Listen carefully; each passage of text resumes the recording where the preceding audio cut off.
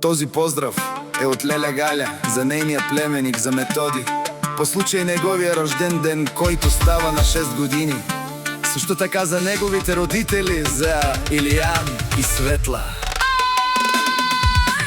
Поздрава е само за рожденника, за виновния, за чаровния.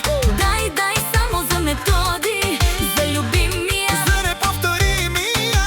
поздрава е само за рожденника, за виновния, за чаровния. Дай само за Методи, за любимия, за неповторимия.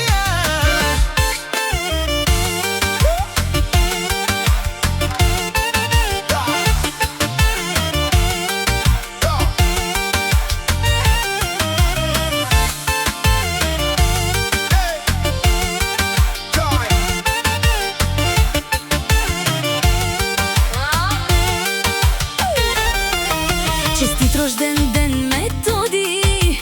Бъди все така умен и добър, да чупиш всички ледове и да постигаш големи върхове. Песента е само за Методи, да си много здрав, умен и успешен. Поздравите са за тебе, от Леля Галя за тебе специално. Поздрава е само за рожденика, за виновния, за чаровния.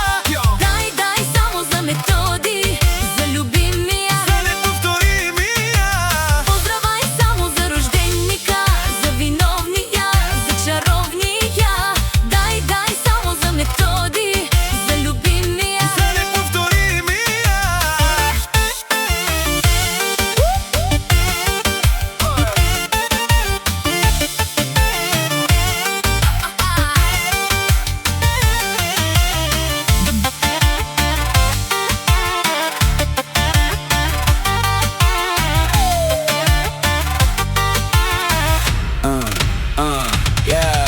Да бъдеш все така красив и много талантлив, да постигаш целите си и да сбъдваш мечтите си. Този поздрав е само за теб, с много успех да вървиш напред. Честит рожден ден ти казваме днес, повече успехи и по-малко стрес.